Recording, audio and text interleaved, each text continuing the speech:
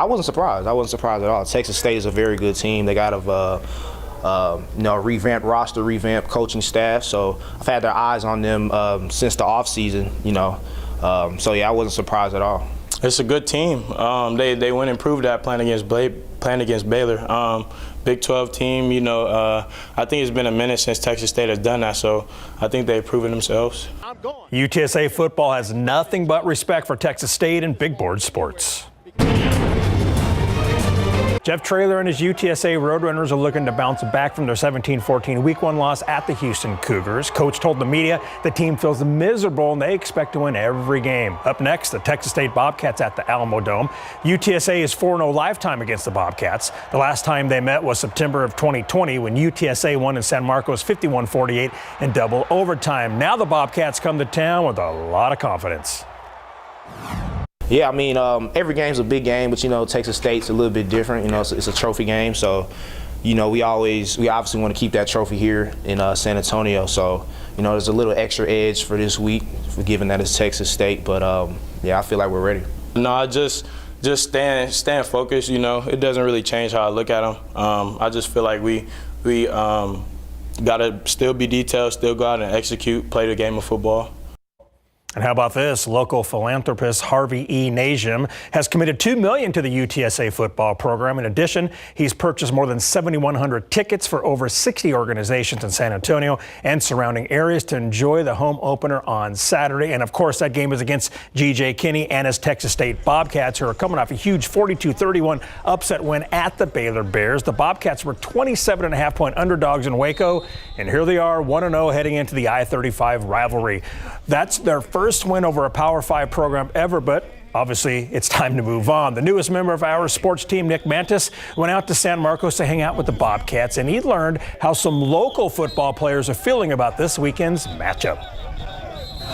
Hey guys, yeah, here at Texas State, there's a lot of excitement obviously going into this game, coming off a huge win against Baylor. But for the guys who are local to the San Antonio area, playing against UTSA and in an iconic stadium like the Alamo Dome, this game means just a little bit more. Compared to most games, I say this one do have a little more of a chip on my shoulder, and just sticking to the plan, just execution, and just making sure I'm doing the little details right. It's pretty exciting. I haven't played back in home since like 2018, since I graduated. And we played in the Dome 2015, my freshman year in high school. So it's going to be a real exciting environment just to head back and play back in the Dome and see the crowd and all my coaches and family and friends I know that's from San Antonio just to come to the game. All right, so a 2:30 kickoff. We're going to see not just how our local San Antonio kids are going to do in this game, but also how this rivalry shapes up for all our local fans in the area. For KSAT12 Sports, Nick Mantis, back to you guys. Thank you, Nick. Here's the matchup. Texas State, UTSA, Saturday, 2:30 p.m. at the Dome. UTSA is favored by 13, and it's the Let's Go 210 Blue-Out game as well. Wow. Pumped up. A lot on the line, Saturday. Exactly. I love that this rivalry is what it is. Yes, and I just hope it keeps getting bigger and bigger. Me too. Yeah. Keep beating the Baylors of the world, and it will. Yeah. Thanks, Larry. We'll be right back after the break. The city installed a downtown bicycle lane only to then tear out much of the work just months later. The person behind the push to redo the project, a prominent real estate developer who attends the church that's right next to the project. KSAT Investigates Dylan Collier digs into the questionable use of voter-approved bond money as the city and church give different accounts of exactly what happened. Downtown, you'll find the historic First Presbyterian Church. Its current structure built more than 110 years ago during the Gothic Revival movement. Old meets new as a protected bicycle lane now borders the building along North Alamo Street. Over 2 days, KSAT recorded footage of people on bicycles and even scooters riding in the area. A vast majority altogether avoided the pathway, which had a mound of asphalt and a makeshift wood ramp installed for passengers of via buses that have been temporarily rerouted while the Broadway Bond project continues. It would be a stretch to call the bike lane as it currently exists a modern marvel of urban engineering. These concrete islands separating bikes from vehicles have been a source of contention between the church and the city. San Antonio officials confirmed to KSAT Investigates voter-approved bond money was used to construct the islands in 2021, then used again to tear some of them out that same year. We were very much in charge of the project. Assistant City Manager Rod Sanchez oversees San Antonio's Public Works Department.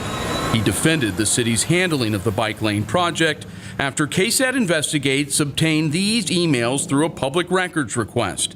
They show in the fall of 2021, Ed Cross, a parishioner of First Presbyterian and a prominent San Antonio real estate developer, shown here in his bio page for an unrelated West Side development, contacted city officials and informed them the islands were a surprise to the church and to him, quote, as no one from City of San Antonio staff or the construction company had inquired beforehand. The church's senior pastor, the Reverend Dr. Bob Fuller, telling KSAT in a phone call it was done in a way that caught the church by surprise, severely limited access to the church during weddings and funerals, and took away parking for senior citizens and people with disabilities. We talked to all the stakeholders. Everyone knew what was coming. I don't believe they were caught off guard. I don't think they understood quite what the design looked like. City records show First Presbyterian was contacted about the project as far back as June 2020, and that a city staffer had ongoing communication with the church before and during construction. Despite the disagreement between the two sides on what led up to the work, Public Works not only met church officials on site in November 2021, but agreed to take out 4 islands and to adjust the size of 2 others. The changes summarized in this email written by Cross. The work, which city officials say cost around $17,000 to redo, was completed before Christmas, after Cross persistently reminded them that the holiday was fast approaching. Cross did not respond to requests from KSAT to comment for this story. Sanchez attempted to downplay Cross's role in the revised work and said city staff was simply continuing a pattern of being very accessible on bond projects. The way I see it, Ed got the ball rolling. He got us in contact with the church leaders, and our conversations really were with the church leaders who were asking for all this. For KSAT Investigates, I'm Dylan Collier. Church leaders confirmed to KSAT that they still want all of the islands taken out, calling them an ongoing burden on churchgoers. The lane is part of the larger Broadway bond project, which is scheduled to be completed sometime next year. We'll be right back. But first, we're going to check traffic, and you can see a developing situation that actually was just cleared up. We showed you 90 at Lackland a little while ago. No problems, but then a grass fire happened. And actually, off in the distance, you can see some emergency vehicles out there. These are the westbound lanes of Highway 90. They just put out one grass fire. Looks like they're moving to another one that's a little farther down. Just more evidence of just how dry it is out there.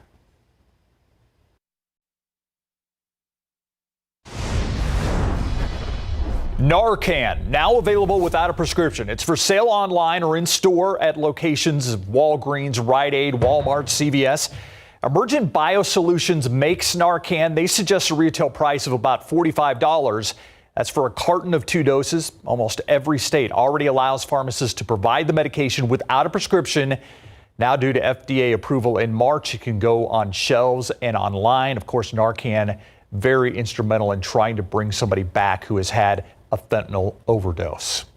A terrifying accident on the Maine Turnpike yesterday. A sharp metal object struck a Jeep Wrangler's windshield. According to Maine State Police, that object went through the window, barely missing the woman that was driving. According to the driver, the vehicle in front of her ran over the metal rod debris and it flew through her windshield. Look at that, just inches from her face. Fortunately, she was able to pull to the side of the road. She only had minor injuries. Right now, hazardous air taking over multiple states, triggered by raging wildfires in Canada. This is record-breaking heat grips the Northeast and, of course, still Texas, with more than 50 million people under heat advisories. Gloria Pazmino has the latest. Holy man. boss. You're not getting me today. In newly released video, a deputy putting his life on the line, racing through a raging wildfire in Washington state to warn people to flee the path of the deadly flames of a fast-moving fire in August. Right now, across the border in Canada, more than 1,000 active wildfires create a suffocating haze. Officials in Canada's Northwest Territories warning people to be prepared to flee the flames. Having some food and water in your vehicle. Thick smoke spewing from the fires, triggering air quality alerts in multiple states. The National Weather Service in Wyoming tweeting, expect smoky skies and reduced visibility at times. This as oppressive heat grips the Northeast. It's hot as hell. Lack of air conditioning has students suffering in some schools. Is it harder to learn when it's that hot?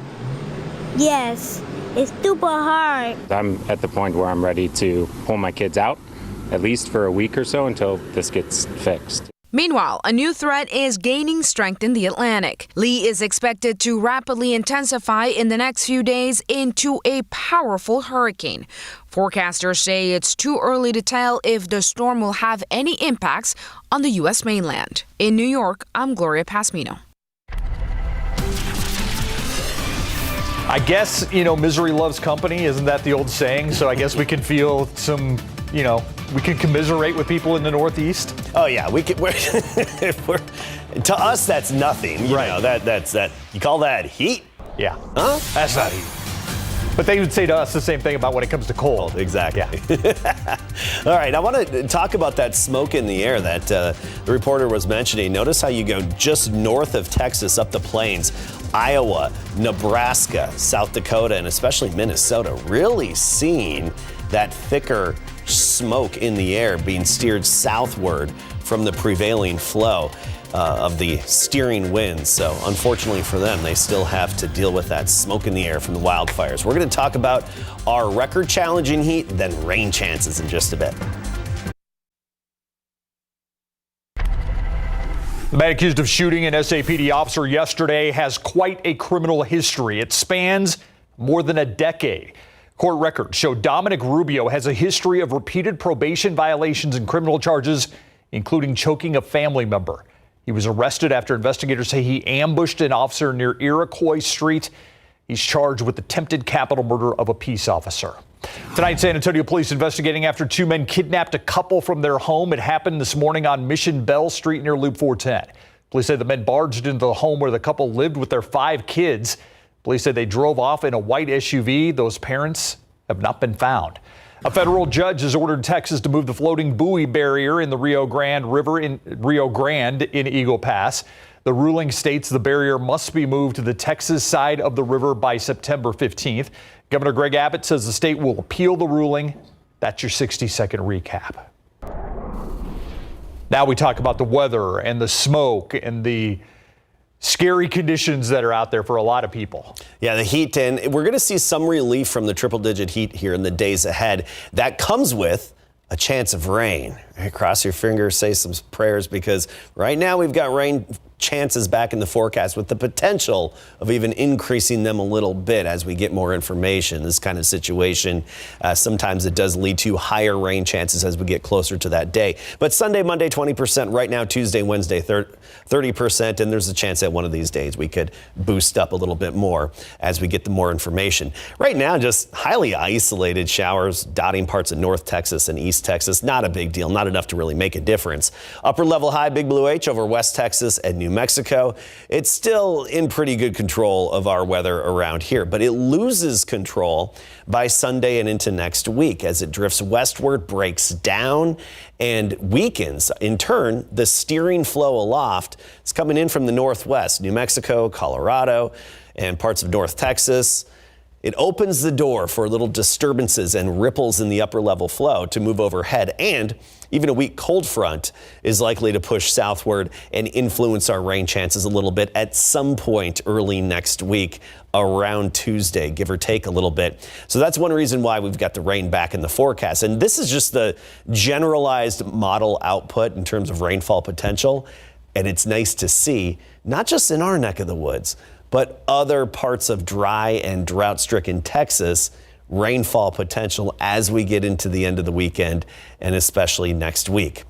Today, 102, our 70th 100-degree day, and it ties the record high for the day set back in 1908, and then again we hit it in the year 2000, but our average high 92. So we're running a good 10 degrees above average, and we'll continue to do so all the way through the upcoming weekend. 100 even at the moment, a dew point is 63, so it feels like it's 2 degrees warmer than the air temperature.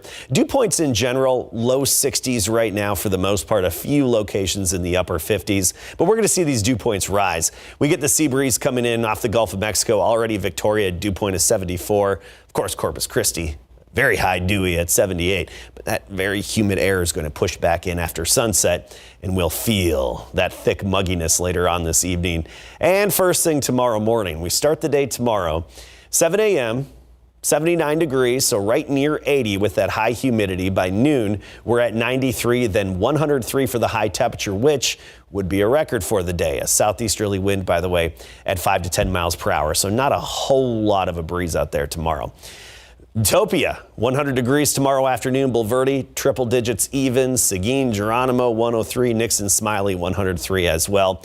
And then notice how our temperatures fall off a little bit as we get those rain chances early next week. We're talking upper 90s by Monday, mid 90s by Tuesday and Wednesday. But if we do happen to raise these rain chances any one of these days, temperatures will likely go down a little bit more as well. That's a little bit of a trade-off. And notice the record high is likely to be tied or exceeded. Tomorrow, the record is 100. We're likely to beat that by 3 degrees. Another record-breaking day expected Friday.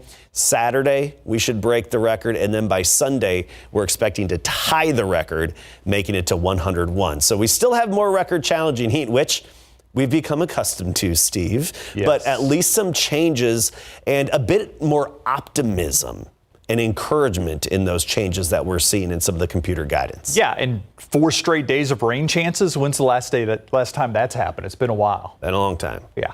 Thanks, Adam. We'll be right back.